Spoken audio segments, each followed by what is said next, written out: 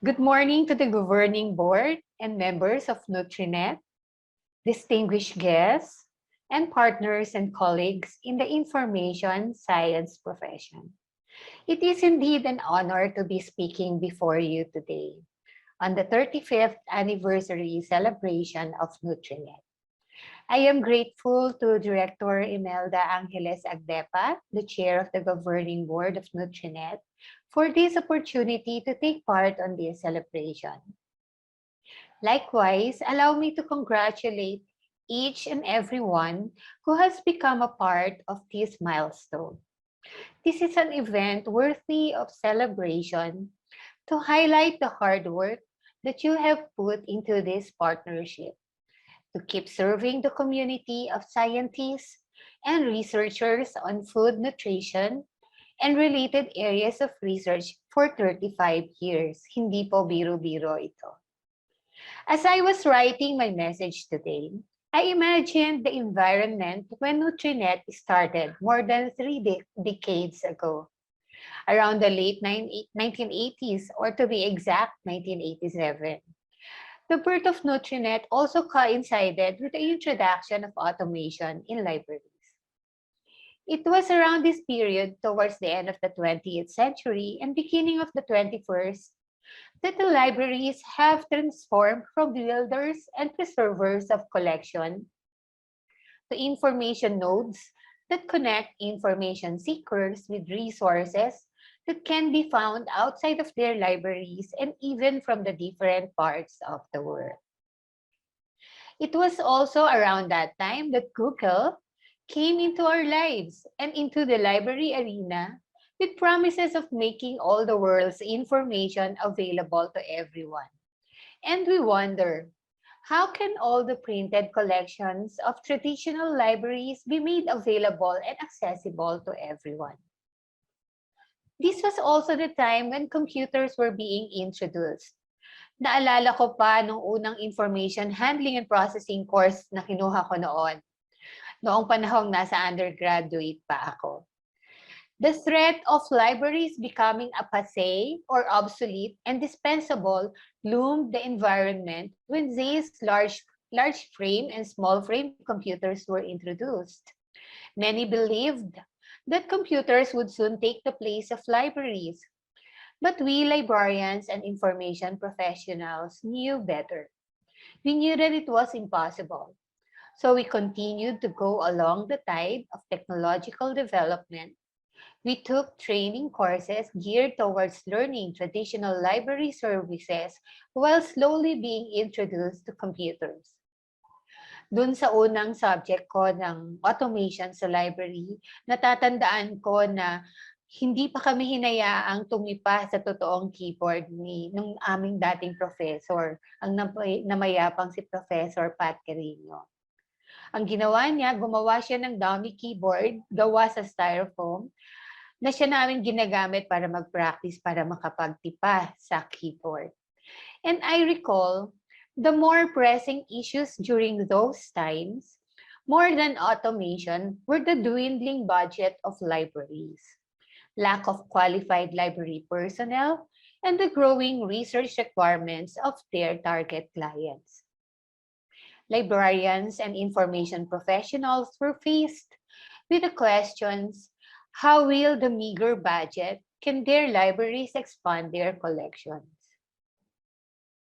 While at the same time, make them more accessible to their target clients. How can they provide quality services and respond to information requests given their understaffed situation? Yun din ang panahong pagka nagko-cost cutting ang mga opisina, unang-unang tinatamaan ang budget ng library. Tama po ba? These challenges gave rise to the establishment of collaborations and partnerships among libraries and resource centers. These collaborations and partnerships have become popular and most cost-effective solutions to the challenges faced by libraries. With library collaborations and partnerships, the limited collection of libraries would then be expanded by virtue of the agreement among member partners, to share their collection and allow their respective researchers to access their physical collections through services such as interlibrary loans and cooperative collection development, among others.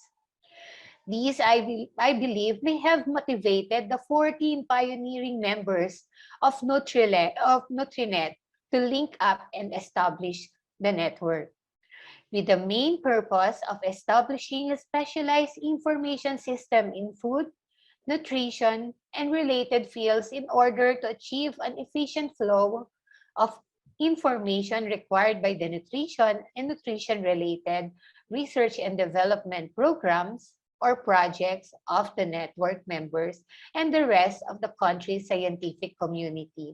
Tama po ba ang aking nakuha sa inyong website? This objective very much mirrors the endeavors of other libraries, which also hurdled the challenges of that period and the prevailing dwindling budget of libraries during that time. As the years passed by, other challenges added up to the already perennial challenge of limited budget. One of the new challenges was the development and application of new technology, which, as Google claimed, would deliver its promise to bring information at the tips of everyone's fingers. Actually, even long before Google promised this, Marshall McLuhan, a Canadian communication theorist, in 1964 already foresaw the integration of computers in the workplace and automation becoming the trend in every office.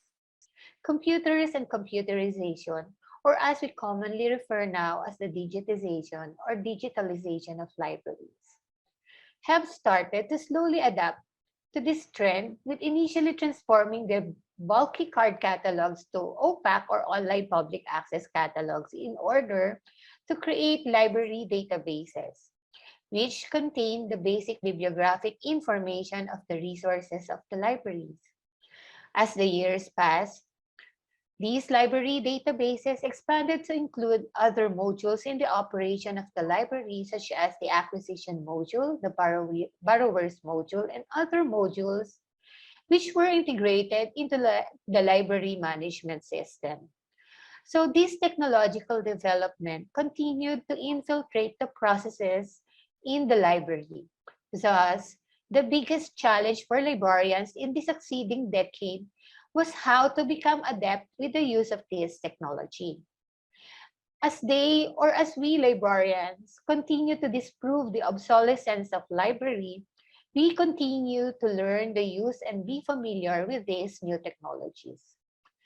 Fast forward, most of the librarians now have become computer savvy. They refused to become obsolete, so they conquered technology and used these to improve the delivery of library services to their clients. In fact, when the COVID-19 pandemic struck 2 years ago, we did not panic on the need to work from home and make our library resources available to our researchers. We were ready. We knew we could do it. And behold, library networks such as NutriNet continue to be relevant, productive, and useful to its member partners and the researchers that they serve, even during the remote setup. We did not anticipate such disaster to happen, but we were prepared to shift to fully online computerized services.